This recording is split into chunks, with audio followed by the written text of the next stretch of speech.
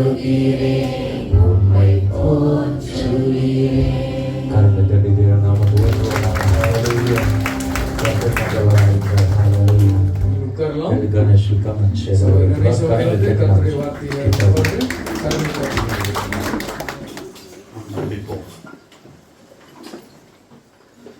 கிருபையும் மகா இரக்கமும் அன்பும் நிறைந்த நல்ல தகப்பனே, இந்த நல்ல காலை நேரத்தில் நாங்கள் துதிக்கிறோம்.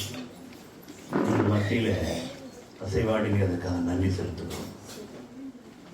எங்களை உற்சாகப்படுத்துகிற தேவன், எங்களை உயிர்ப்பிக்கிற தேவன், எங்களோடு கூட நீங்க பேசுங்க. ஆசையாய் வந்திருக்கிறோம்.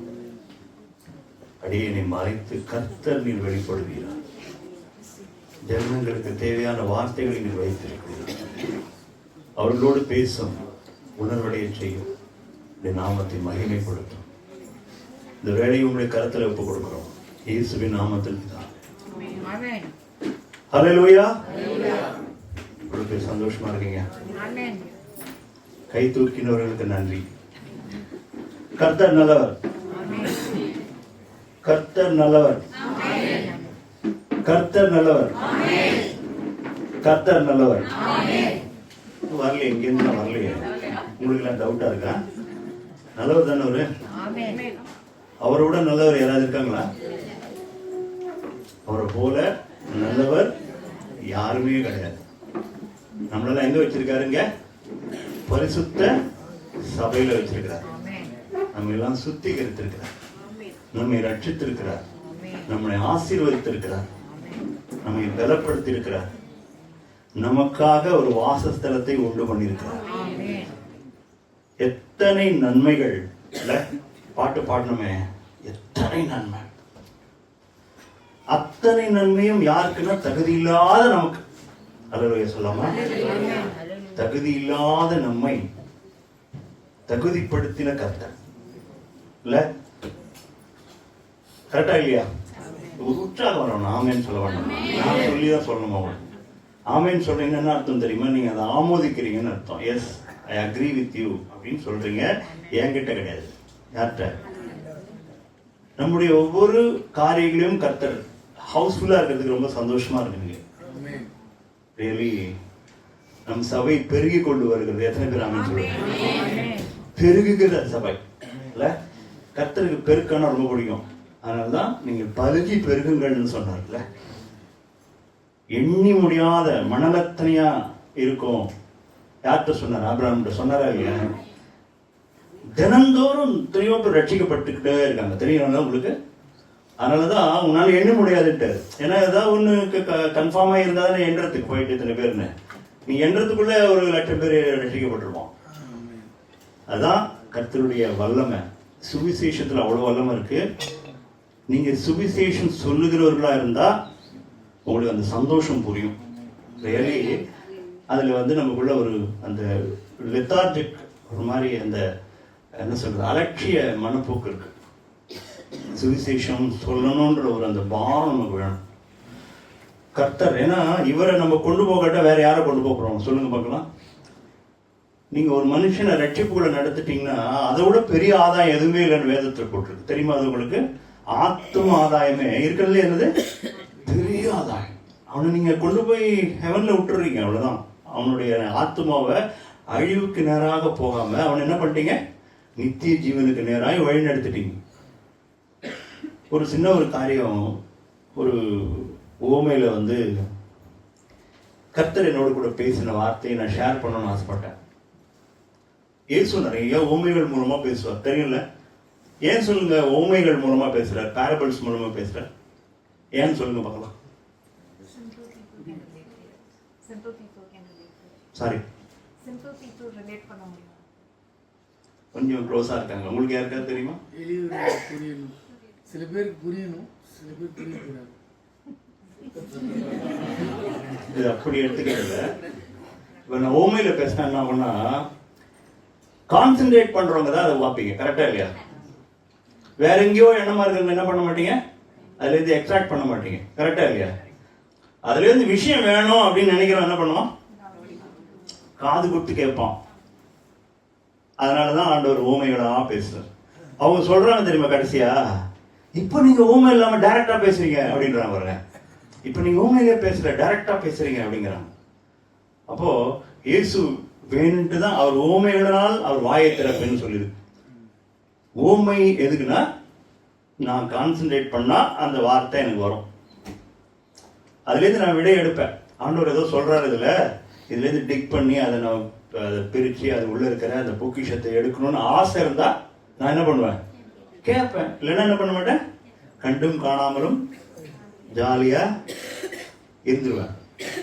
ஒரு ஊமை என்னன்னா, லூக்கா எழுதின சுவிசேஷம் இந்த 5-6 வசனத்தை எனக்கு நல்லா வாசிக்கணும் சிஸ்டர். நீங்கள் லூக்கா எழுதின சுவிசேஷம் 12வது அதிகாரம் 21 வாசிங்க.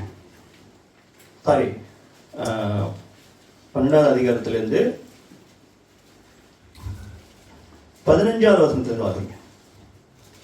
பின்பு அவர் அவர்களை நோக்கி, பொருளாசை குறித்து எச்சரிக்கையாயிருங்கள். ஏனெனில் ஒருவனுக்கு எவ்வளவு திரளான ஆஸ்தி இருந்தாலும் அது அவனுக்கு ஜீவன் அல்ல என்றார். அல்லாமலும் ஒரு உவமையை அவர்களுக்கு சொன்னார். ஐஸ்வர்யம் உள்ள ஒருவனுடைய நிலம் நன்றாய் விளைந்தது. அப்பொழுது அவன், நான் என்ன செய்வேன்? என் தானியங்களை சேர்த்து வைக்கிறதற்கு இடமில்லையே. நான் ஒன்று செய்வேன், என் களஞ்சியங்களை இடித்து பெரிதாக கட்டி எனக்கு விளைந்த தானியத்தையும் என் பொருள்களையும் அங்கே சேர்த்து வைத்து, பின்பு என் ஆத்துமாவே, உனக்காக அநேக வருஷங்களுக்கு அநேகம் பொருள்கள் சேர்த்து வைக்கப்பட்டிருக்கிறது. நீ இளைப்பாரி புசித்து குடித்து பூரிப்பாயிரு என்ற ஆத்துமாவோட சொல்லுவேன் என்று தனக்குள்ளே சிந்தித்து சொல்லிக் கொண்டான்.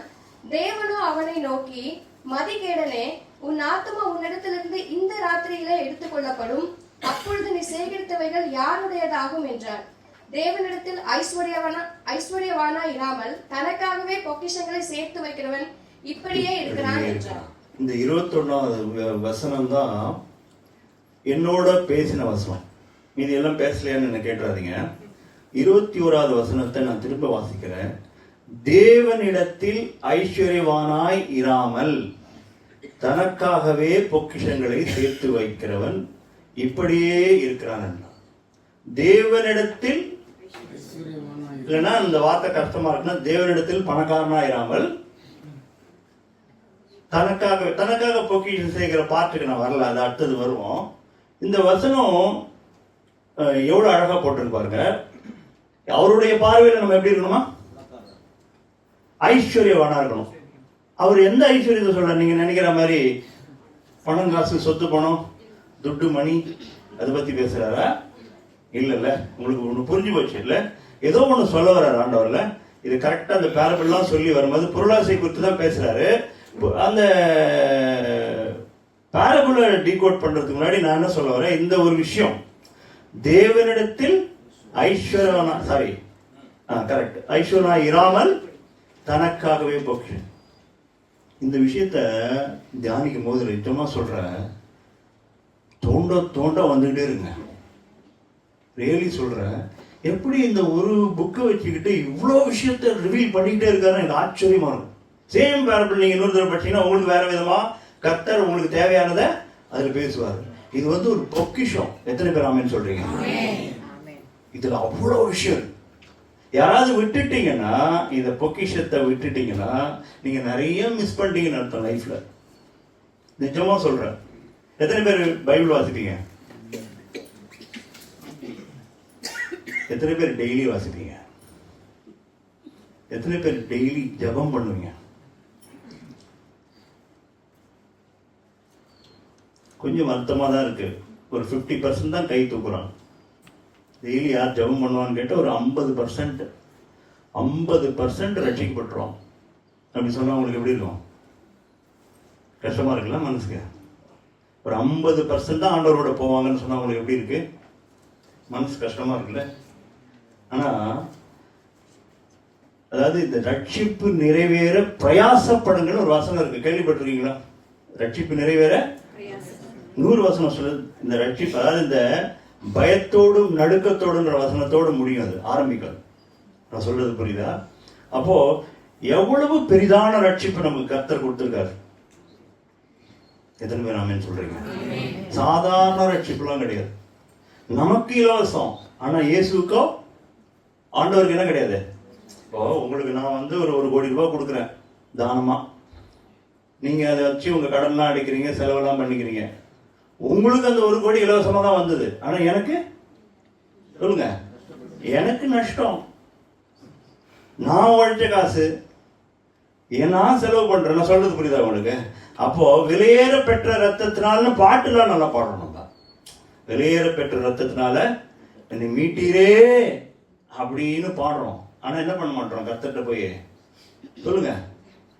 என்னை பொறுத்த வரைக்கும் ஒரு நாள் வந்து ஒரு வாழ்க்கைக்கு சமங்க, ஹோல் லைஃப்க்கு சமம். எத்தனை பேர் ஆமென் சொல்லுவீங்க? ஒரே ஒரு டே இருக்குல்ல, அது ஹோல் லைஃபுக்கு ஒரு சாம்பிள். ஒரு பானை சோத்துக்கு ஒரு சோறு, அதே மாதிரி நீங்க எடுத்துக்கணும். ஒரே ஒரு நாள் வந்து என்னுடைய முழு வாழ்க்கை போட்டிருக்கல வேதத்துல. அவர் பார்வைக்கு ஒரு நாள் எப்படியா 1000 வருஷம் போல இருக்குல்ல. அப்போ ஒரு நாள் நீங்க என்ன பண்ணணும்? ஒரு சாம்பிள் மாதிரி.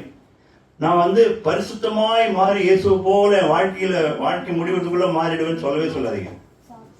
ஒரு நாள் வாழ்ந்துடுறான்றேன்னு சொல்லுங்க. எப்படி? Only one day. நான் அதுக்குள்ள போனேன்னா எனக்கு டைம் இருக்காது. நான் என்ன சொல்ல வரேன்னா, இந்த ரட்சிப்பின் வாழ்க்கை இருக்குல்ல, இந்த ஐஸ்வர்யவான் ஆகிறாமல்ல, அதுல ஒரு 6 விஷயம் கர்த்தர் என்னோட கூட பேசினார். அவர் பார்வையில இது ஐஸ்வர்யமா இருக்கு, நம்ம பார்வையில நிறைய விஷயம் ஐஸ்வர்யமா இருக்கு. கரெக்டா இல்லையா? நம்ம பார்வையில பெரிய பிளாட் வாங்கினா ஐஸ்வர்யமா இருக்குது, சின்ன காரை விட்டுட்டு 7 சீட்டர் போனா நல்லா இருக்கும்னு நமக்கு தோணுது இல்ல?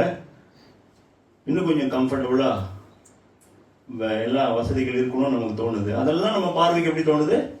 ஐஸ்வர்யமா தோணுது, பெரிய விஷயமா தோணுது. கர்த்தரை ஆசீர்வதித்தார் பிரதர் அப்படின்னு சொல்றோம் நம்ம. நான் கர்த்தருடைய பார்வையில ஐஸ்வர்யம் அப்படின்னா முதல் விஷயம் ரட்சிப்பு. இந்த வசனம் உங்களுக்கு எல்லாருக்கும் தெரியும். லூக்கா எழுதின சுவிசேஷம் 10வது அதிகாரம் 41, 42 வாசிங்க. இயேசு அவளுக்கு பிரதியுத்தரமாக, மார்த்தாளே மார்த்தாளே, நீ அநேக காரியங்களை குறித்து கவலைப்பட்டு கலங்குகிறாய், தேவையானது ஒன்றே, மரியாள் தன்னை விட்டு எடுபடாத நல்ல பங்கை தெரிந்து கொண்டாள் என்றார். மார்த்தா எப்போதுமே ஆண்டவர் 2 தடவை சொன்னார்னு வச்சுங்களேன்.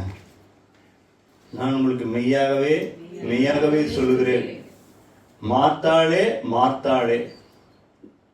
அப்போ ஒவ்வொரு பேரையும் நீங்க அங்க போட்டுங்க.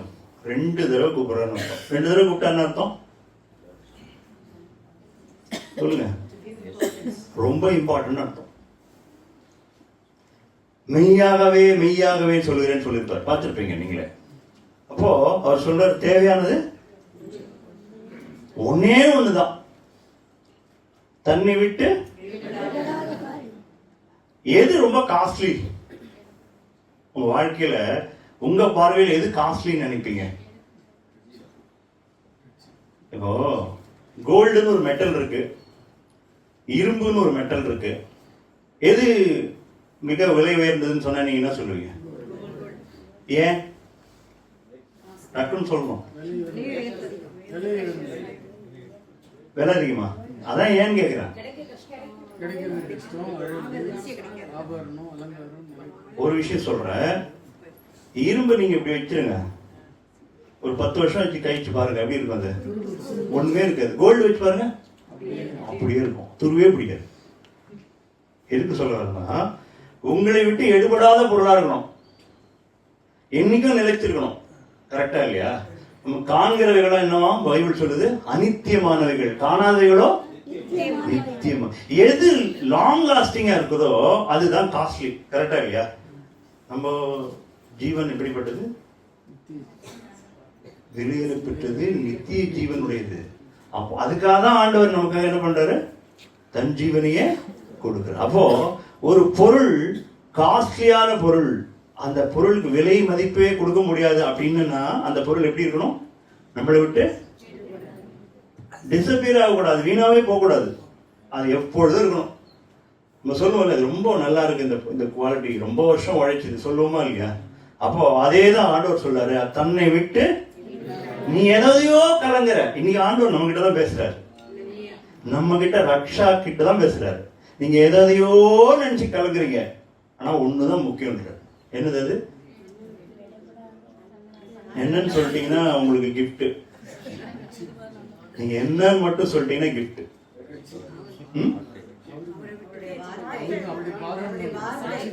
ரட்சிப்பு ஆண்டவர் தான், காட் ஹிம்செல்ஃப். ஜீசஸ் தானே வேணும்னு வந்து உட்காந்துரா, வேற ஒண்ணும் இல்ல. சிம்பிளா எடுத்துங்க. அவன் எங்கெல்லாம் சுத்துறா, இவன் என்ன பண்ணா? எனக்கு ஜீசஸ் தான் வேணும், அவர் வார்த்தை தான் வேணும், உட்காந்துட்டாளா இல்லையா? அப்போ ஆண்டவர் என்ன சொன்னாரு? கரெக்டானது பிடிச்சாவோ இவங்கிட்ட இருந்து எடுக்கவே முடியாத பிடிச்சாச்சு, நீ கண்டதுக்கும் கலங்கின்னு இருக்கேன். நம்மள தானே பண்றோம். டெய்லி காத்தால எழுந்தோன்னா ஆண்டவர்கிட்ட போகாம வேலைக்கு போறோம். நம்ம எங்க போறோம்? வேலைக்கு போய் என்னத்த பண்ண போறோம் சொல்லுங்க?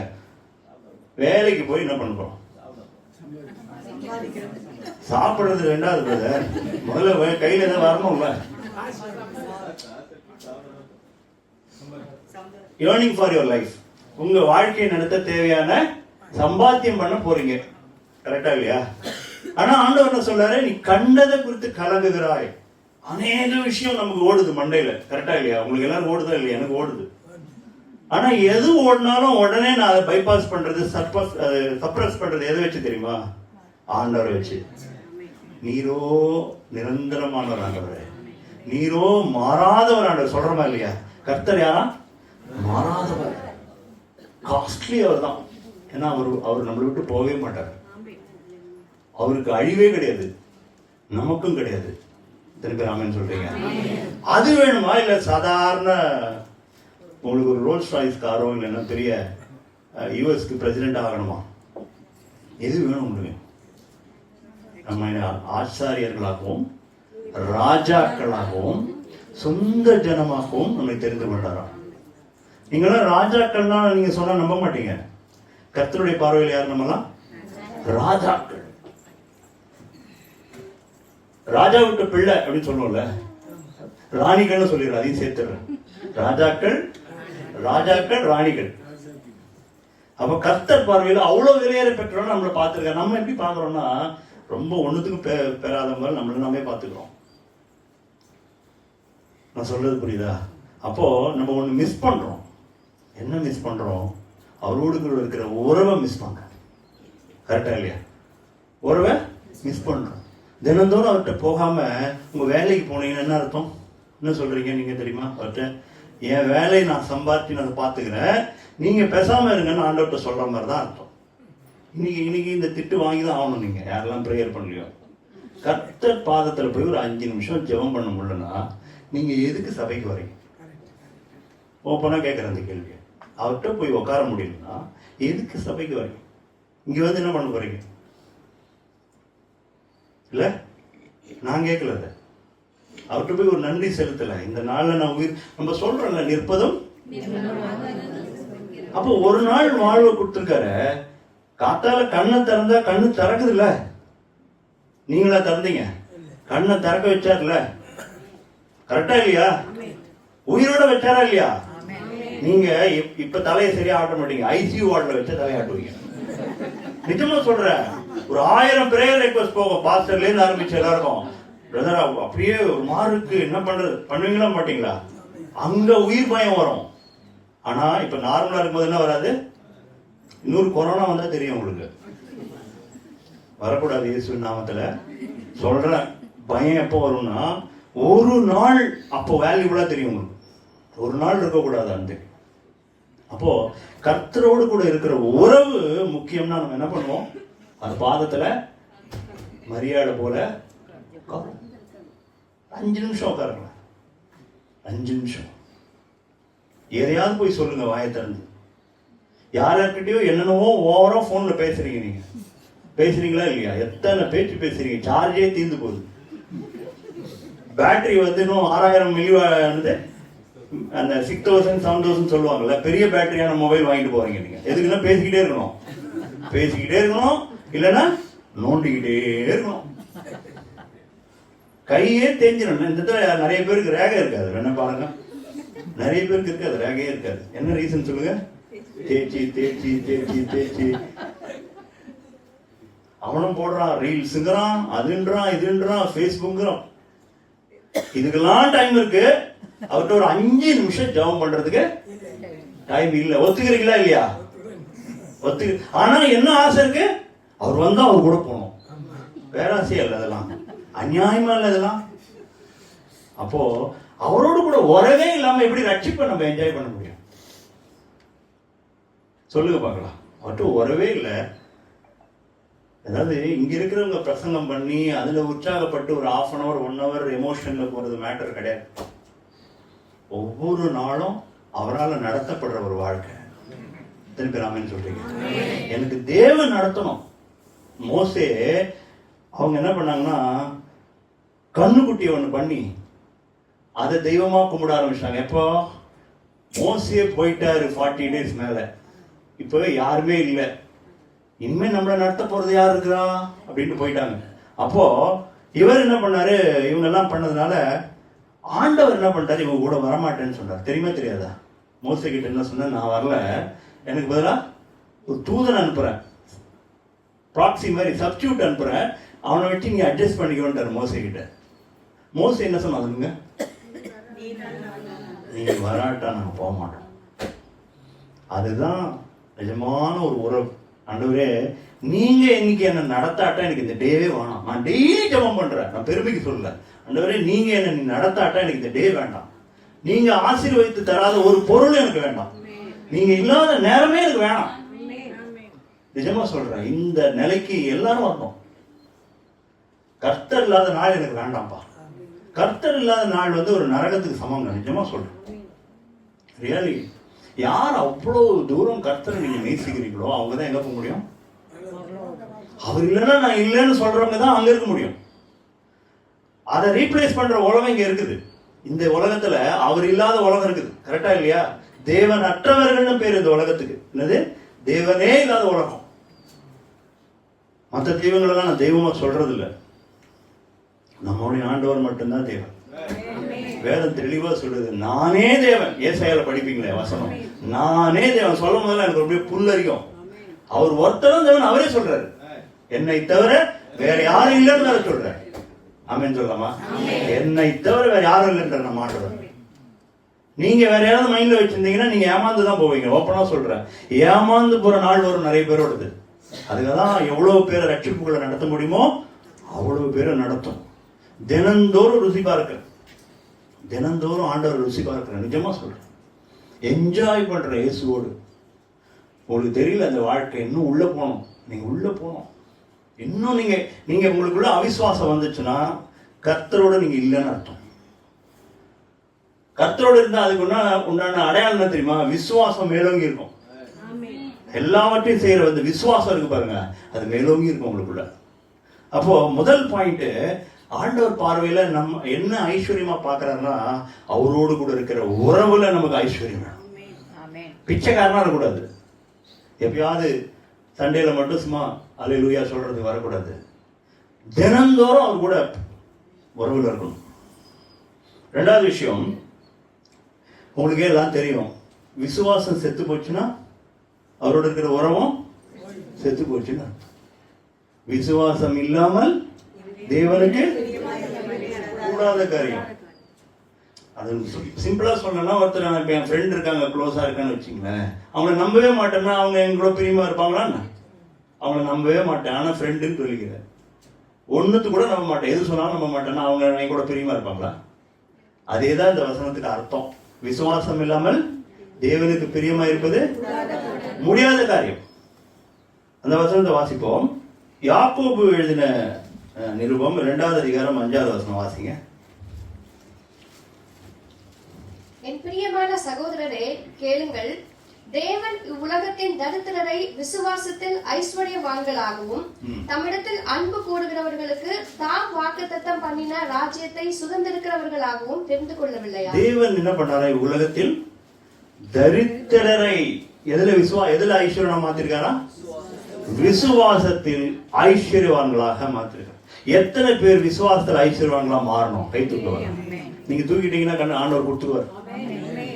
விசுவாசத்துல வேதத்துல இன்னொரு வசனம் போட்டிருக்கு, ஆபிரகாம் விசுவாசத்தில் வல்லவனானான். வல்லவனானா நான் சொல்றேன் ஒரு சின்ன எக்ஸாம்பிள். நீங்க இப்பதான் ஃபர்ஸ்ட் டே ஜிம்முக்கு போறீங்கன்னு வச்சுங்களேன், எப்படி இருக்கீங்க? உடம்பு என்ன மாதிரி இருப்பீங்க. இப்போ போக போக ஒரு 6 மாசம் போறீங்க, 1 வருஷம் ரொம்ப இன்டென்சிவா ஒர்க் அவுட் பண்றீங்க. எப்படி இருக்கும் பாடி எப்படி இருக்கும்? ஃபிட்டா இருக்கும். மசில்ஸ், ட்ரைசெப்ஸ், பைசெப்ஸ்லாம் வச்சு, ஆர்ம்ஸ் எல்லாம் வச்சு வல்லவர்களா இருப்பீங்களே. அதுதான் விசுவாசம் உங்களுக்கு சொல்லித்தரப்ப இருக்குது. இங்க விசுவாசத்தை ஆண்டவர் நமக்கு சொல்லித்தர, அதுல வல்லவரா மாறிட்டே போனோம். அதனாலதான் 25 வருஷம் ஆச்சு அவனுக்கு வாக்கு தத்தம் பண்ணி அவனுக்கு வந்து ஈசாக்கு பிறகுறது. எத்தனை பேருக்கு தெரியும்? 75வது வயசுல ஈசாக்குக்கு ஆபிரஹாமுக்கு வந்து ஆண்டவர் வாக்கு தத்தம் பண்றார். எத்தனை வயசுல பிறகுது சொல்லுங்க? அதுக்கு முன்னாடி ஷார்ட்கட்ல போனாரு. அதோடைய பலன் தான் நம்ம இப்ப அனுபவிக்கிறோம், கேஸ் கிடைக்காம. நான் சொல்றது புரியுதா? ஏதாவது ஷார்ட்கட்டு மாம்சத்துல ஏதாவது கிரியை செஞ்சீங்கன்னா அதுக்கு உண்டான பலனை அனுபவிச்சே தீரும். இன்னைக்கு தெரியுது இல்ல பிரச்சனை. எந்த பிரச்சனை சொல்ல மாட்டோம். உங்களுக்கு எல்பிஜியை பத்தி சொன்னோடனே புரிஞ்சு போயிட்டு. ஆபிரகாம் தான் நம்ம திட்டணும் மேல போய், உங்களால தான் எனக்கு எல்பிஜி கிடைக்கல. ரியலி சொல்றேன். எதுக்கு சொல்ல வரேன்னா, விசுவாசத்துல நம்ம ஐஸ்வர்யவான்களாம் மாறும்படிக்கு கர்த்தர் நம்மை தெரிந்து கொண்டார். தம்மிடத்தில் அன்பு கூறுவர்களுக்கு தாம் வாக்கு தத்தம் பண்ணின ராஜ்யத்தை சுதந்திரிக்கிறவர்களாகவும் தெரிந்து கொள்ளவில்லையா? யாக்கோபு தெளிவா கேட்கிற. நம்ம எதை சுதந்திரிக்க போறோம்? எப்படி இருந்தா ஐஸ்வர்யமானதா இருக்கும். விசுவாசத்தில் ஐஸ்வர்யங்களா இருக்கிறதுனா என்ன? நிறைய கேள்வி கேட்டு உங்களை உயிர் எடுப்பேன். விசுவாசத்தில் ஐஸ்வர்யங்களா இருக்கிறதுனா என்னது? குறைய கூடாது. அற்ப விசுவாசிகளே அப்படி சொன்னாரா இல்லையா? விசுவாசமே இல்லாதவர்களேன்னு சொல்லல. என்ன சொன்னாரு? தக்குண்டு வச்சுக்கிறீங்கன்னு அர்த்தம். தம் தூண்டு கொஞ்சோண்டு தான் வச்சுக்கிறீங்க, இவ்வளவு தான் இருக்குது. டக்குன்னு ஒரு பிரச்சனை வந்து காலி. டப்பால விசுவாசம் இல்லை, முடிஞ்சு போச்சு. முறுமுறுக்க ஸ்டார்ட் பண்ணுவீங்க, அழ ஆரம்பிச்சிருவீங்க, 4 பேருக்கு ப்ரேயர் ரெக்வஸ்ட் அனுப்புவீங்க, இல்ல காப்பாத்துங்கன்னுவீங்க. மூடெல்லாம் மூஞ்சி ஒரு மாதிரி லாங் ஃபேஸ் ஆயிடும், டயர்ட் ஆயிடுவீங்க. கரெக்டா இல்லையா? விசுவாசம் அதிகமா இருந்தா என்ன ஆகும்? இப்ப அது நினைச்சு பாருங்க எப்படி இருக்கும். விசுவாசத்துல செம்ம ஐஸ்வர்யவான். சுத்தி என்ன நடந்தாலும் உங்களுக்கு வாயில என்ன வார்த்தை வரும்?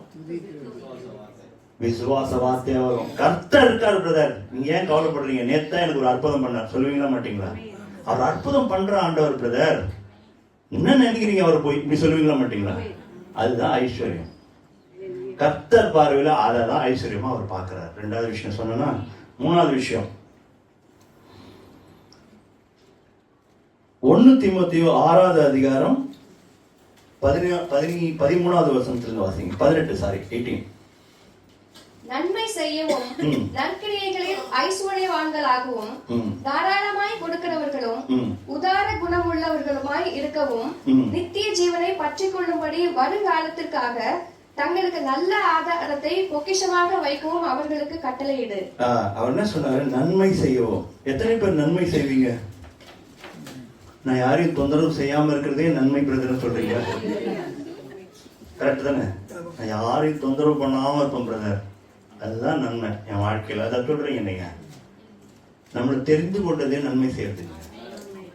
வசனம் வேணுமா உங்களுக்கு? கிறிஸ்து இயேசுக்குள்ள நன்மை செய்யறதுக்காகவே கர்த்தர் சிருஷ்டித்தார். வீட்டுல சண்டை போடுறதுக்காக உங்களை சிருஷ்டிக்கல, ரோட்ல சண்டை போடுறதுக்காக சிருஷ்டிக்கல. இன்னைக்கு ஆண்டவரை போல நம்ம இருந்துட்டா நீங்க போய் சுவிசேஷம் சொல்ல கூட அவசியமே இருக்கு. ரியலி சொல்றேன். வாழ்கிற வாழ்க்கையை அவ்வளவு க்ளோஸா வாட்ச் பண்றாங்க. ஆபீஸ்ல சரி, நம்ம நெய்பர்ஸ் மத்தியில சரி, நம்ம வாழ்க்கையை க்ளோஸா பாக்குறாங்க. நீங்க கிறிஸ்டியனான்னு கூட கேட்டுறாங்க. நீங்க என்ன ரொம்ப பதட்டப்பட மாட்டீங்கன்றாங்க சில சமயம். இதுக்கெல்லாம் கோவப்பட்டு நானும் இருந்தா என்ன ஆயிருக்குன்னு தெரியுமான்னு கேட்குறாங்க. நீங்க அமைதியா இருக்கீங்களான்றாங்க. இதெல்லாம் இம்பாக்ட் பண்ணுது. கரெக்டா இல்லையா? இதெல்லாம் நிறைய பேரை சிந்திக்க வைக்குது. இவர் ஏதோ பண்றாரு, இவருக்குள்ள ஏதோ நடக்குது, வேற ஒண்ணும் இல்லை, ரட்சிப்பு நடக்குது. கர்த்தரை காண்பிக்க ஆசைப்படுறோம். அதனால கெட்ட வார்த்தை பேசுறது இல்லை, அவங்கள சாடுறது இல்லை, பழி போடுறது இல்லை, பொறாமப்படுறது இதெல்லாம் அவங்க பார்க்கறாங்க. நமக்கு ஏதோ ஒண்ணு நோக்கி போறோன்றது அவங்களுக்கு தெரியுது. நிஜமா சொல்றேன், அந்த லைஃப் நீங்க வாழ்ந்துட்டீங்கன்னா என்ன தேவையில்லை, உங்க வாயிலேருந்து சுவிசேஷம். அவங்களே அட்ராக்ட் ஆயிடுவாங்க. பக்கத்துல ஏதோ என்ன பண்ணலாம் பிரதர்னு கேட்பாங்க. நிஜமா சொல்றேன், உங்களுக்கு நடக்கும். இயேசுவின் நாமத்துல அவர் வாழ்க்கை நீங்க வாழ்ந்தீங்கன்னா, அவர் சொல்ற மாதிரி வாழ்ந்தீங்கன்னா, நிறைய பேர் உங்கள்கிட்ட சுவிசேஷம் கேட்க ஆட்டோமேட்டிக்கா வந்துடும். நம்புறீங்களா இல்லையா? நடக்குது. நான் வாலண்டியரா போய் பண்ண வேண்டியதே இல்லை. நிறைய இடத்துல என்ன பாக்குறவங்க இவர்கிட்ட ஏதோ இருக்குது, சந்தோஷமா இருக்காரு. எப்படி நீங்க மட்டும் சந்தோஷம் என்ன கேட்டிருக்காங்க. நீங்க மட்டும் இப்படி சந்தோஷமா இருக்கீங்க? சுத்தி புயலே அட்டெல்லாம் நம்ம இதயத்துல என்ன இருக்கும்? சந்தோஷம் இருக்கும். அதுதான் ரட்சிப்பின் சந்தோஷம். நம்ம கிட்ட இருந்து எடுக்கவே முடியாது. அது நான் ரியலி சந்தோஷம். என்னடா நம்ம சந்தோஷமா இருக்குன்னு நினைப்பேன் நான். சில சமயம் பிரச்சனை நடுவில் கூட ஒரு ஹாப்பினஸ் இருக்கும். அது யாருன்னு பார்த்தா நம்ம ஆண்டவர் உள்ள ஒரு ஹாப்பினஸ் கொடுப்பாரு. தெரியுமா? அது நான் எத்தனை பேர் அனுபவிச்சிருக்கேன்னு தெரியாது. நான் ரியலி அதை அனுபவிச்சிருக்கேன். அது ஆவியானவர் கொடுக்குற சந்தோஷம். அதாவது தேவனுடைய ராஜ்யம் என்பது புசிப்பும் குடிப்பும் அல்ல. அது என்னென்ன சொல்லுங்க? நீதி, சமாதானம், பரிசுத்தாவினால். இந்த 3 விஷயம் கிடைக்கும். பரிசுத்தாவினால் ஒரு சந்தோஷம் லாஸ்டா போட்டிருக்கிறது பாத்தீங்களா? அது அடிக்கடி வந்துகிட்டே இருக்கும். இந்த ரியலி அந்த ஹாப்பினஸ் எடுக்கவே முடியாது. நீங்க பணம் இல்லாம இருக்கலாம், பிரச்சனையில இருக்கலாம், கஷ்டம் உங்களை சுத்தி 360 டிகிரிக்கு ஆட்கள் கூட நிக்கலாம். ஆனா உள்ள ஒரு சந்தோஷத்தை எடுக்கவே முடியாது. அதனாலதான் பவுல் சொல்றாரு, ஜெயில் உள்ளேந்து சொல்றாரு, நீங்க சந்தோஷமா இருங்கள். மறுபடியும் சொல்லுகிறேன், சந்தோஷமா இருக்கிற எங்கேயோ பிக்னிக் ஸ்பாட்லயும் சுவிட்சர்லாண்ட்ல இருந்து சொல்லல. அந்த நாட்கள்ல ஜெயில எப்படி இருக்கு தெரியுமா உங்களுக்கு? இப்ப இருக்க மினிஸ்டர்ஸ்க்காம இருக்காது. இந்த பக்கம் ஒரு 4 பெருச்சாடி ஓடும், இங்க ஒரு 50 கரப்பாம்பூச்சி இருக்கும், ஃபுல்லா கொசு இருக்கும், லைட்டே இருக்காது. எப்படி இருக்குன்னு நினைச்சு பாருங்க. என்ன இருக்காது? லைட் இருக்காது. எப்போதும் இருள் தான். அதுதான் இருக்கிறதுலே ஒர்ஸ்ட். உங்களை நீங்களே பார்த்து கூட முடியாது. அவ்வளவு மோசமான இடத்துல இருந்து பவுல் என்ன சொல்றாரு? சந்தோஷமா இருக்க. ஏன்னா அவருக்குள்ள ஆவியானவர் இருக்கார்ல. இந்த ரட்சிப்பு சந்தோஷம் அனுபவிக்கணும். நீங்க ஏதோ கோடி கோடியா பணம் சம்பாதிக்கிறதுக்கு ரொம்ப வேகமா போயிட்டு இருக்கு. ரொம்ப ஃபாஸ்ட் வேற. அதுல ஓடி போய் எடுத்துன்னு வந்து அதான் காணாம போயிடுமன்றாரு. அந்த முதல் பேரபிள சொல்றதே அதுதான். இன்னைக்கு நைட்டு அவர் சொல்ற, ரொம்ப நாள் கூட விட மாட்டார் ஆண்டவர். இன்னைக்கு நைட் எடுத்துருவேங்கிறார். இன்னைக்கு நைட்டும் சோல் உங்ககிட்ட இருக்காது, என்ன பண்ண போற? மதிகேடனேங்கிறார். நம்மளை பார்த்து திட்டார் ஆண்டவர் தெரியுமா? ஃபூல், யூ ஆர் ஃபூல்ங்கிறார். அப்போ இந்த விஷயம் ஆண்டவர் நம்மகிட்ட தெளிவா பேசுது. என்னன்னா, என் பார்வையில் ஐஸ்வர்யவான்களா இந்த சபையில யார் இருக்கிறா? என் பார்வையில் ஆண்டவர் சொல்றார். அந்த வசனத்தை இன்னும் ஒரே தடவை வாசிங்கம்மா. நன்மை செய்யவும் நற்கிரியைகளில் ஐஸ்வர்யவான்களாகவும் தாராளமாய் கொடுக்கிறவர்கள். தாராளமா கொடுக்கணும். கர்த்தர் தாராளமா கொடுத்தாரு, கிள்ளி கொடுத்தாரா? அள்ளி கொடுத்தாரா? கிள்ளி கொடுத்தாரா? கர்த்தர் தாராளமாய் கொடுத்தாரு. தன் சொந்த குமாரன் என்றும். நம்ம வீட்டுல எப்ப வரைக்கும் நம்ம தானம் பண்ணுவோம்? கொஞ்சம் சொல்லுங்க. தனக்கு மிஞ்சினதுதான் தானமோ? எப்ப வரைக்கும் தானம் பண்ணுவோம் சொல்லுங்க? நமக்கு கொஞ்சம் இருக்கணும், அது வரைக்கும் வச்சுட்டு, ரொம்ப தாராளமான ஆளா நம்மள இருக்குல்ல, ரொம்ப தாராளமான ஆளா கூட என்ன பண்ணுவோம்? அடுத்த மாசத்துக்கு வாடகைக்கு கொஞ்சம் காசு வச்சுட்டு மீதியை கொடுப்போம். ஆனா இவர் என்ன பண்ணாரு? சொந்த குமாரன் என்றும் பாராமல். போதுமா உங்களுக்கு? அவருடைய ஐஸ்வர்யத்திலேயே ரொம்ப ஐஸ்வர்யம் எது? அவருடைய சொந்த குமாரன் தான். அதையே கொடுத்துட்டார். அவரையே கொடுத்துட்டார்.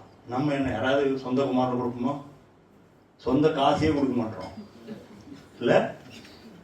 அப்போ தாராளமாய் கொடுக்கிறவர்கள் உதார குணமுள்ளவர்களாய் இருக்கவும், நற்கிரியைகளில் ஐஸ்வர்யவான்களாய். நல்லது செஞ்சுக்கிட்டே இருக்கணுங்க. நன்மை செய்கிறதில் நீங்கள் சோர்ந்து போகும். நன்மை செஞ்சுக்கிட்டே இருக்கணும். நீங்க மோசமான நிலைமையில இருந்தா கூட நன்மை செய்யுங்க. ஏதாவது நன்மை. என்ன நன்மை? யாரையாவது ஒருத்தர் போன் பண்ணி என்கரேஜ் பண்ணலாம். ஒண்ணுமே வேணாம். எனக்கு ஆண்டவர் சில சமயம் கொரோனா பீரியட்ல இந்த ஐடியா தான் கொடுத்தாரு. எனக்கு ஒண்ணும் வெளியே போக முடியாது. அட்லீஸ்ட் போன் கையில இருக்கு. நீங்க தான் ஃபுல்லா சார்ஜ் போட்டு வச்சிருப்பீங்களா நோண்டிட்டு இருக்கிறதுக்கு. சார்ஜ் போட்டு என்ன பண்ணலாம்? போன் புக் எடுங்க, இப்படி போங்க. நான் நிஜமா சொல்றேன், நான் யாருக்கெல்லாம் கால் அடிச்சேனோ அவங்களாம் சோர்ந்து போய் அழுது அந்த நேரத்தில் ஒப்பு கொடுத்தாங்க தெரியுமா? யாருக்காவது ஃபோன் பண்ணி என்கரேஜ் பண்ணுங்க ஒரு வார்த்தை. அவங்க ஏதாவது சொல்லுவாங்க, கண்டிப்பா ஏதாவது ஒரு கஷ்டத்தை சொல்லுவாங்க. கவலைப்படாதீங்கன்னு சொல்லுங்க, சொல்லலாம்ல. ஏதாவது ஒரு வார்த்தை சொல்லி தேர்த்தலாம்ல. அதுக்கு முன்னாடி பிசாசு ஆயிரப்பட்ட காரியம் பண்ணி அவங்கள சோர்வடைய வச்சிருப்போம். நீங்க சொல்ற ஒரு வார்த்தை என்ன பண்ணும்? அவங்கள உயிர்ப்பிக்கும். ஏன்னா நீங்க பேசுறது வேத வார்த்தை இல்ல, தேவனோட வார்த்தை இல்ல. அந்த வார்த்தை நீங்க வச்சுட்டு இருக்கீங்கல்ல. நம்மலாம் கேரியர்ஸ் ஆஃப் ஜீசஸ் கிரைஸ்ட். எத்தனை பேர் ஆமென் சொல்றீங்க? You are carrying Jesus Christ with you. கரெக்டா இல்லையா? ஒத்துக்கிறீங்களா இல்லையா? ஏன் ஒத்துக்க மாட்டீங்க? எல்லாம் தலையாட மாட்டீங்க. ஆண்டவரை சுமந்து போறாங்க நம்ம. நீங்களும் நானும் யாருன்னா ஆண்டவரை சுமந்து போற ஒரு கருவி மாதிரி வச்சுங்களேன், கழுதைன்னு வச்சுங்க. நான் போன ஒரு 2 வாரத்துக்கு முன்னாடி ஒரு சபையில மெசேஜ் கொடுத்தேன். ஜீசஸ் டாங்கி டைட்டில், கர்த்தரின் கழுதை. அது யாரு? கழுதைக்கு வேற எதுவும் மகிமை கிடையாது, கர்த்தரை சுமந்து போறதே அதுக்கு மகிமை. நீங்க சுமந்து போனீங்கன்னா அது கர்த்தருக்கு மகிமை. இன்னைக்கு சுமந்து போக மாட்டோம். எப்ப பார்த்தாலும் என்னதான் காமிக்கிறேன், இல்ல உங்களை தான் நீங்க காமிக்கிறீங்க. கர்த்தரை காமிங்கன்ற பாட்டு பாடணும். கிறிஸ்துவில் எனக்குள் ஜீவிக்கிறார் பாடணுமா இல்லையா? கிரைஸ்ட் இன் மீ, இனி நான் அல்ல. அப்போ நற்கிரியை செய்யணும்ல. நம்ம எவ்வளோ நற்கிரியை செய்யலாம், நம்ம எவ்வளோ விஷயம் செய்யலாம். உங்களால முடிஞ்சதை செய்யலாம். நீங்க செஞ்சு பாருங்க, எத்தனை நன்மை உங்களுக்கு வருது பாருங்க. எவ்வளோ நன்மை. ரோட்ல போனா ஏகப்பட்டது பண்ணலாம். திடீர்னு வந்து பசிக்குதுன்னு கேட்பாங்க, இல்லை தாராளமாக வாங்கி கொடுங்க. நான் பிச்சைக்காரருக்கு நல்லா ஸ்வீட்டே வாங்கி கொடுத்துருக்கேன். சந்தோஷமா இருக்கு அவங்க. வெறும் சாப்பாடு இல்லை, ஸ்வீட் வாங்கி கொடுங்க, எது வேணாலும் வாங்கி கொடுங்க. அவன் சாப்பிட்ருக்கவே மாட்டான் அந்த மாதிரி ஸ்வீட்லாம். காஸ்ட்லியான ஸ்வீட் நம்ம சாப்பிட்றோங்க, அவனுக்கு வாங்கி கொடுங்க. எத்தனை பேர் இல்லாமல் இருக்காங்க, துணிமணி இல்லாமல், ஆகாரம் இல்லாமல் கஷ்டப்படுறாங்க. ஈவன் இப்போ நல்ல தருணம் விபிஎஸ்லாம் வருது இல்லை, எவ்வளோ பிள்ளைகளுக்கு ஒன்றுமே இல்லாமல் இருக்காங்க. ஆண்டவர் நம்மளை நல்லா வச்சிருக்காரு, தந்துடுறாங்க. நற்கிரியை செய்யும்படி வச்சிருக்காருல்ல, அது பெரிய விஷயம் தான். கரெக்டா இல்லையா? உங்களையும் என்ன எப்படி வச்சிருக்காரு? நமக்கு யாராவது உதவி செய்யும்படி வச்சிருக்காரா? நாம் மற்றவர்களுக்கு உதவி செய்யற நிலையில வச்சிருக்காருல்ல, அது போதுமா போறாதா? உயிரோட இருக்கோம், நடக்கிறோம், பேசுறோம், வேற என்ன வேணும் உங்களுக்கு? நீங்க ஒரு கால் எடுத்து வைங்க, கர்த்தர் உங்களுக்கு முன்னாடி போயிடுவார். உங்கள்கிட்ட இல்லைன்னு சொல்லாதீங்க, இருக்கிறதுக்கு போங்க. ஆனா இருக்கிறத கர்த்தர் நிறைவு பண்ணுவார். அதனாலதான் அந்த சாரிபாத் விதவை கிட்ட யார் அனுப்பிச்சாரு? எலியா அனுப்பிச்சாரு. அவங்க கிட்ட போனா ஏதாவது இருந்தது? ஆகாரம் இருந்ததா? இருந்ததா இல்லையா? என்ன சொன்னார் ஆண்டவர்? எனக்கு முதல்ல சொல்லுங்க, அப்பத்தை கொடு. அப்புறம் என்ன ஆச்சு அந்த வீட்டுல? உங்களுக்கு குறையாததா இருக்கணுமா? நீங்க தாராளமா கொடுக்கிறவங்களா இருக்கும். நீங்க விதைக்கிற மாதிரி அது. எப்படி? எத்தனை பேர் ஆமென் சொல்றீங்க? நீங்க அதை விதைக்கிற மாதிரி உங்களுக்கும் உங்க குடும்பத்துக்கும் உங்க வரும் சந்ததிக்கு நீங்க விதைக்கிறீங்க. அப்படியே அதுக்கு வளமா பெருகும். உங்க கண்ட்ரோல்லே இருக்காது. காம்பவுண்டிங் இன்ட்ரெஸ்ட் மாதிரி அது உங்க கண்ட்ரோல்லே இருக்காது. உங்களுக்கு குறைவே வராது. இயேசுவின் நாமத்துல கர்த்தரின் மெய்ப்பரா இருக்கிறார். போதுமா? அது என் தேவன் எனக்கு மெய்ப்பரா இருந்தா நான் என்ன பண்ண மாட்டேன்? தாழ்ச்சி அடைய மாட்டேன். எத்தனை பேர் ஆமென் சொல்றீங்க? சொல்லுங்க, நல்லா சந்தோஷமா சொல்லுங்க. நீங்க சொல்ற நேரத்திலேயே நீங்க வந்து நிறைவாயிடுவீங்க. 4வது விஷயம், ஞானத்திலும் அப்புறம் என்ன சொல்றது, அவரை தெரிந்து கொள்வது. ஞானத்துல மெயினா ஞானத்துல கர்த்தர் ஐஸ்வர்யமா இருக்க வேண்டும் என்று விரும்புகிறார். நீதிமொழிகளின் புஸ்தகம் 3வது அதிகாரம் 13-15 வாசிங்க.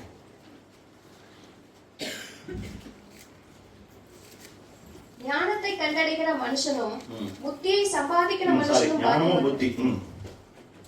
சம்பாதிக்கிற மனுஷனும் பாக்கியவான்கள். அதன் வர்த்தகம் வெள்ளி வர்த்தகத்திலும் அதன் ஆதாயம் பசும் பொன்னிலும் உத்தமமானது. 15 வாசிச்சீங்களா? முத்துக்களை பார்க்கிலும் அதை விளையாட பெற்றது, நீ இச்சிக்கத்தக்கதொன்றும் அதற்கு நிகழ் அல்ல. எது ரொம்ப காஸ்ட்லின்னு சொல்றாரு ஆண்டவர் பார்வையில? ஞானமும் புத்தியும். அதனாலதான் சாலமன் கரெக்டா கேட்டார். என்ன கேட்டாரு? நீங்க ஞானத்தை என்னைக்காவது கேட்டிருக்கீங்களா? நம்ம ஞான சூன்யம் உங்களுக்கு தெரியுமா? நம்ம ஞான சூன்யம் முதல்ல ஒத்துக்கணும். கர்த்தர் அளவுக்கு ஞானம் உண்டா நமக்கு? ஏதோ கொஞ்சம் ஞானம் கொடுத்திருக்காரு. ஆனா நம்ம என்ன சொல்லணும்? ஆண்டவரே, தேவ ஞானம் எனக்கு வேணும். என்னது? இந்த உலக ஞானம் இல்ல. என்ன வேணும்? தேவ ஞானம் வேணும். ஞானம்னா என்ன, புத்தினா என்ன? நிறைய கொஸ்டின்ஸ் குவிஸ் ஓடிட்டே இருக்கும். ஞானம்னா என்ன, புத்தினா என்ன? நாலேஜ் அப்படின்னா என்னது? அறிவு. சிம்பிளா பிடிங்க. இன்ஃபர்மேஷன், அறிவு, ஞானம், நாலேஜ், சரி, புத்தி எல்லாம் இன்ஃபர்மேஷன். ஞானம் என்ன சொல்லுங்க பார்க்கலாம். அது 2 கனி. ஒன்னு நன்மை தீமை தெரியறதுக்கு கனி, இன்னொன்னு ஜீவ. இந்த 2 கனியில எதை அவன் புசிச்சான்? அவன் தான் நன்மை தீமை அறிய கனியை புசிட்டான்ல. கரெக்டு தானே? அவனை தூக்கி அவனுக்கு ஏதேனும் விட்டு வெளியே தோத்துறாரு.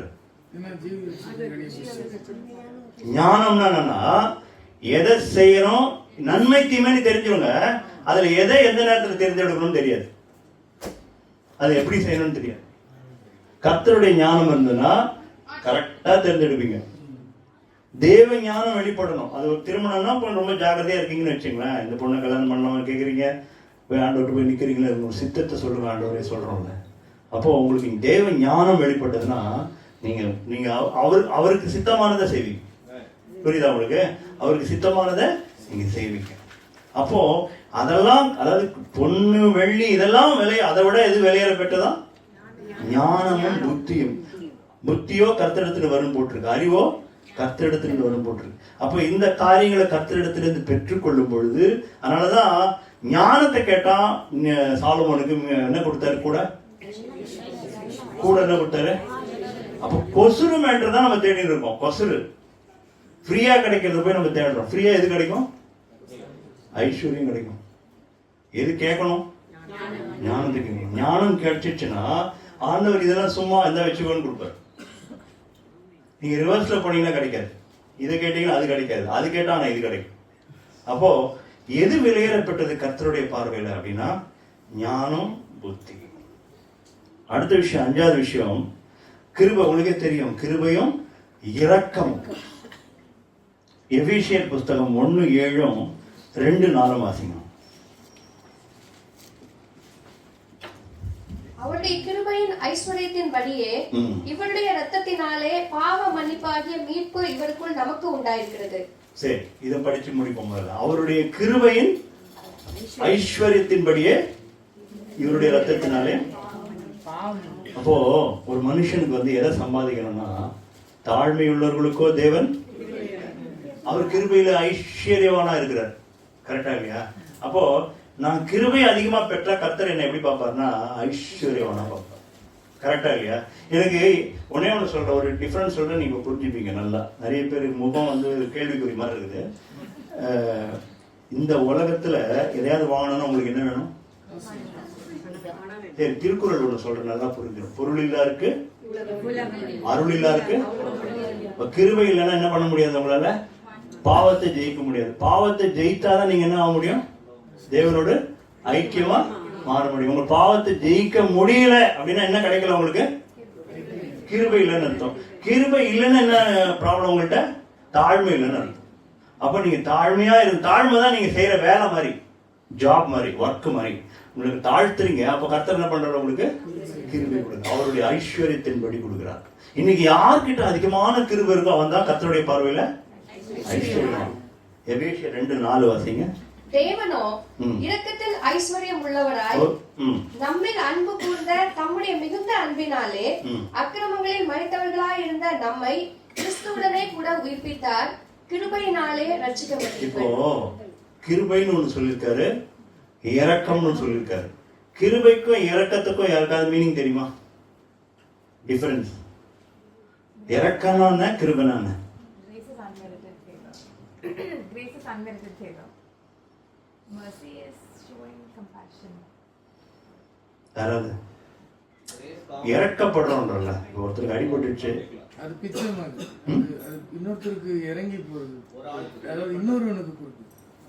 கிருபை. இரக்கங்கிறது வந்து எப்படி சொல்றேன் புரியும்? இரக்கங்கிறது உங்களுடைய பாஸ்ட் டென்ஸுக்கு, அதாவது ஏற்கனவே செய்த பாவங்களுக்கு ஆண்டவர் இரக்கத்தின்படியே உங்களை மன்னித்தார், இரக்கத்தின்படியே உங்களை ரட்சித்தார். அப்போ நான் செஞ்ச துர்க்கிரியைகளை நிமித்தமா கர்த்தர் என் மேல இறக்கப்பட்டு என்ன பண்ணிட்டாரு? என்ன மன்னித்தார். கிருபை இப்ப என்ன பண்ணுது? இரக்கங்கிறது நான் ஏற்கனவே செய்த தவற மன்னிக்கிறது. கிருபைனா நான் பண்ண போற தவற செய்யாம இருக்குது. நான் சொல்றது புரியுதா உங்களுக்கு? கிருபை என்ன பண்ணுது? உங்களை ரட்சிக்குது, உங்களை வந்து உங்களை பாவம் செய்யாதபடி காப்பாத்துது. இரக்கம் என்ன பண்ணுது? மன்னிக்குது. புரியுதா உங்களுக்கு டிஃபரன்ஸ்? இரக்கம் வந்து உங்களை மன்னிக்கும், கிருபை உங்களை காப்பாற்றும். நான் சொல்றது புரியுதா? சோ ஆண்டவர் வந்து ரெண்டு விஷயத்துல நான் ஐஸ்வர்யவான்களா நம்ம மாறணும். எனக்கு இறக்கம் இருந்தா என்ன பண்ணுவேன் நான்? சொல்லுங்க, ஓப்பனா சொல்லுங்க. இன்னொருத்தன் பண்ண தப்பா உட்காந்து பார்த்துட்டு இருக்க மாட்டேன். நான் என்ன பண்ணுவேன்? இறங்கிடுவேன். அவனுடைய தப்பை உட்காந்து கொஸ்டின் மார்க் போட்டு கால்குலேட் பண்ணி இவ்வளோ தப்பு பண்ணா எங்கள் வீட்டுக்கு இத்தனை பிரச்சனையா போச்சு, இவனால தான் இந்த ப்ராப்ளம் அப்படின்னு சொல்ல மாட்டேன். இறக்கமா இருந்தால் என்ன பண்ணுவேன்? அவனுக்காக மன்னிப்பேன், அவனுக்காக வேண்டுவேன், அவனை எப்படியாகிலும் ஆண்டவர்கிட்ட கொண்டு வர ட்ரை பண்ணுவேன். கரெக்டா இல்லையா? அப்போ கிருபைங்கிறது கர்த்தர் கொடுக்கிறது. நம்ம கிட்ட கர்த்தர்கிட்ட தான் வாங்க முடியும். எனக்கும் உங்கள்கிட்ட இருந்தும் பெற்றுக்க முடியும், தேவன்கிட்ட இருந்தும் பெற்றுக்கொள்ள முடியும். 6வது விஷயம்,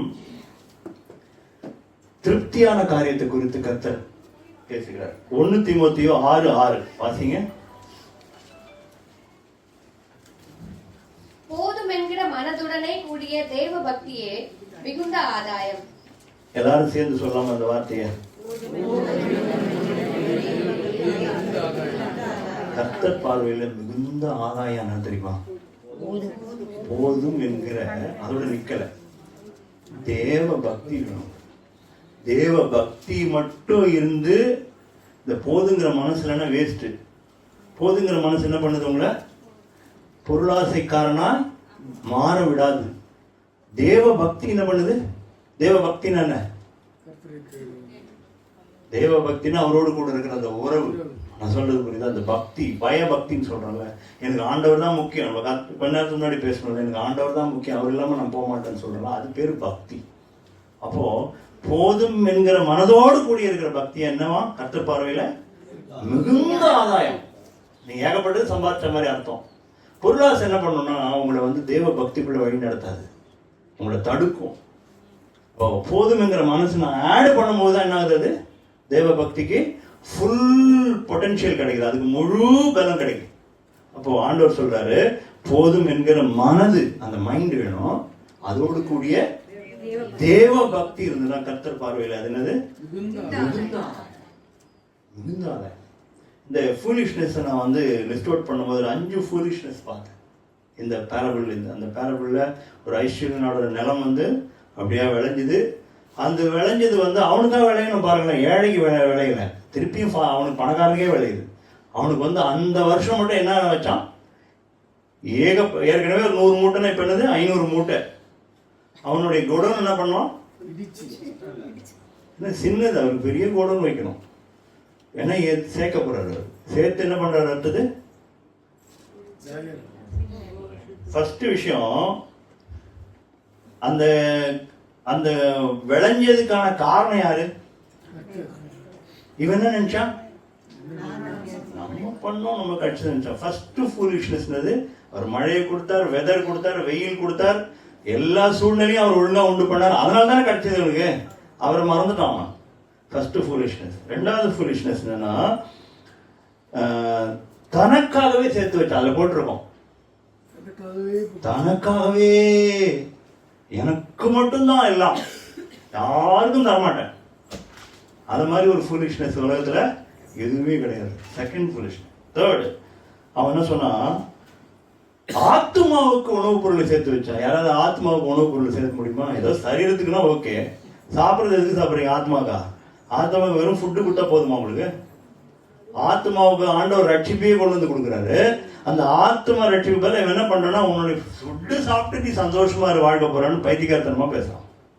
3வது ஃபூலிஷ்னஸ். 4வது ஃபூலிஷ்னஸ், இந்த ஜீவனே நிலையற்றதுன்னு அவனுக்கு தெரியல. இன்னைக்கு நைட் என்ன சொன்னாரு? இன்னைக்கு ராத்திரி இன்னைக்கு நீ என்னோட பிளான் என்னன்னா, உங்களோட 100 years இருக்கலான்னு ஆசைப்படுறேன். அவனுக்கு தெரியல நம்மளுடைய ஜீவன் யாரோட கையிலயோ இருக்குதுன்ட்டு. இவன் பொருள் ஒண்ணா இவன் கையில இருக்கலாம், இவன் ஜீவன் யார்கிட்ட இருக்கு? எப்படி? நம்ம பொருள் நம்ம கையில இருக்கு, ஆனா ஜீவன் யார் கையில இருக்கு? கர்த்தர் கையில இருக்கு. நீங்க பொருளை பிடிச்சுட்டே இருப்பீங்க, ஜீவன் மட்டும் எடுத்துன்னு போயிடுவாரு. அப்படியே அந்த பணம் மட்டும் பொருளை பிடிச்சிட்டு இருக்கும். புரியுது நான் சொல்றது? அப்போ அந்த முட்டாள்தானம், அவன் உடம்பு மட்டும்தான் இங்க இருக்கும், என்ன போயிடும்? ஜீவன் அவனிடத்திலிருந்து எடுத்துக்கொள்ளப்படும். 5வது விஷயம், இப்ப சொன்ன விஷயம்தான். தேவனிடத்தில் ஐஸ்வர்யனா இல்ல அவரு தனக்கு. அவன் அழகா சொல்றாரு பாருங்க, அந்த வசனத்தை திருப்பி வாசிங்க. 12வது அதிகாரத்துல, தேவனிடத்தில் ஐஸ்வர்யவானா இராமல் தனக்காகவே பொக்கிஷங்களை சேர்த்து வைக்கிறவன் இப்படியே இருக்கிறான் என்றார். அவனை பார்த்தா மதிகேடனேங்கிறார். இன்னைக்கு நம்மள மதிகேடனேன்னு சொல்லக்கூடாதுன்னா நம்ம என்ன பண்ணணும்? எப்படி இருக்கணும்? தேவரிடத்துல ஐஸ்வர்யம். ஆண்டவர்கிட்ட போய் கேளுங்க, ஆண்டவரே நான் உங்கள்கிட்ட ஐஸ்வர்யவானா இருக்கணும்.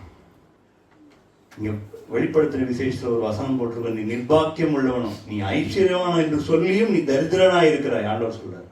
ஆண்டவர் பார்வையில இன்னைக்கு நம்ம தரித்திரனா இல்ல பணக்காரனா அப்படின்னு ஆண்டவர் நீங்க நமக்கு பேசியிருக்கிறேன். கர்த்தர்கிட்ட கேட்போம், ஆண்டவரே ஒரு சில காரியங்களை நாங்க தரித்திரத்துல தான் இருக்கிறோம், இனிமே என்ன பண்ண மாட்டோம், இருக்க போறதில்லை. ஒரு பிச்சைக்காரன், லாஸ்டா ஒன்று சொல்லி முடிச்சு நான் ப்ரே பண்றேன். ஒரு பிச்சைக்காரன் நிலைமை வந்து என்னாச்சு, நாய்கள் வந்து அவனுடைய பருக்களை நக்கிட்டு. பிகாஸ் அவனை கேர் எடுக்க யாருமே இல்லைன்னு அர்த்தம். கரெக்டா இல்லையா? அவனை கேர் எடுக்க யாருமே இல்லை, நாய் தான் வந்து கேர் எடுக்குது. அந்த சீடெல்லாம் நக்கி கிளீன் பண்றது நாயை விட்டுருக்காரு கர்த்தர். அந்த நாய் செய்யற வேலையை கூட யார் செய்யல?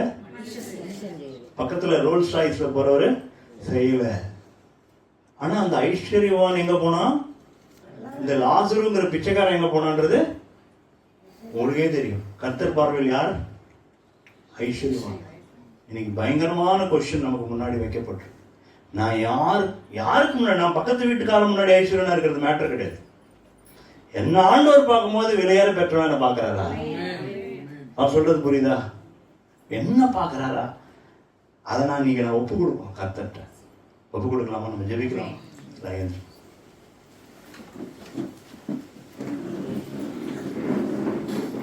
கிருபையும் இறக்கம் இருந்த நல்ல ஆண்டவரே, நல்ல வேலைக்காக நன்றி செலுத்துகிறோம்.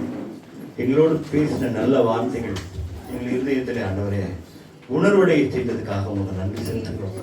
உம்முடைய பார்வையில யார் ஐஸ்வர்யவான்கள் என்று எங்களோடு பேசினீர் ஆண்டவரே. நாங்கள் நிறைய விஷயங்களில் தவறுகிறோம், நிறைய விஷயங்களை நாங்கள் அலட்சியப்படுத்துகிறோம். எங்களுக்கு எது முக்கியமானது, எது முக்கியமற்றது என்ற எண்ணமே இல்லை. எது எங்களை விட்டு எடுபட போகிறது, எது நித்தியமாக எங்களோடு கூட வரப்போகிறது என்ற எண்ணம் எங்களுக்கு இல்லாத இருக்கிறோம் ஆண்டவரே. எங்களை நாங்கள் உங்களுடைய சமூகத்தில் ஒப்பு கொடுக்கிறோம். மனம் திரும்பி ஆண்டவரே, இனி நாங்கள் இதற்கெல்லாம் முக்கியத்துவம் கொடுக்க போறதில்லை, நித்தியமான உண்மையே நாங்கள் நோக்கி பார்க்க போகிறோம். உம்முடைய கிருபை, உம்முடைய இரக்கம், உம்முடைய அன்பு தாராளமாய் கொடுப்பது, திருப்தியான ஒரு வாழ்க்கை வாழ்வது, தெய்வ பக்தியோடு இருப்பது, இந்த சந்தோஷமான வாழ்க்கைக்குள்ள நாங்கள் வரப்போகிறோம். உம்முடைய சமூகமே பேரானந்தம் என்று தாவீது சொல்லுகிறாங்க. அந்த பேரானந்தத்துக்குள்ள நாங்கள் வரப்போறோம். சும்மா அந்த ஒரு தற்காலிக ஒரு சந்தோஷம் அது எங்களுக்கு முக்கியம் அல்ல ஆண்டவரே. நித்தியமாய் உங்களோடு கூட இருக்கிற வாழ்க்கை, தினந்தோறும் உங்களுடைய பாதத்தில் அமர்கிற ஒரு வாழ்க்கை, இதற்காக நாங்கள் வாஞ்சிக்கிறோம் ஆண்டவரே. எங்களை ஒப்பு கொடுக்கிறோம். எங்களுடைய தவறுதல்களை, எங்களுடைய தப்பிதங்களை நீர் மன்னிக்கும்படியாய் தயவாய் வேண்டிக் கொள்கிறோம். உங்களுடைய பரிசுத்த ரத்தம் இந்த சபையை இப்பொழுதே சுத்திகரிக்கட்டும் ஆண்டவரே. எல்லா நன்மையான காரியங்கள் வாழ்க்கையில நடக்க வேண்டும் என்று சொல்லி ஆண்டவரே நாங்கள் உண்மை நோக்கி பார்க்கிறோம். உங்களுடைய கருத்தில் எங்கள் யாவரையும் ஒப்புக் கொடுக்கிறோம். இயேசு கிறிஸ்துவின் நாமத்தில் வேண்டிக் கொள்கிறோம் நல்ல பிதாவே, ஆமென்.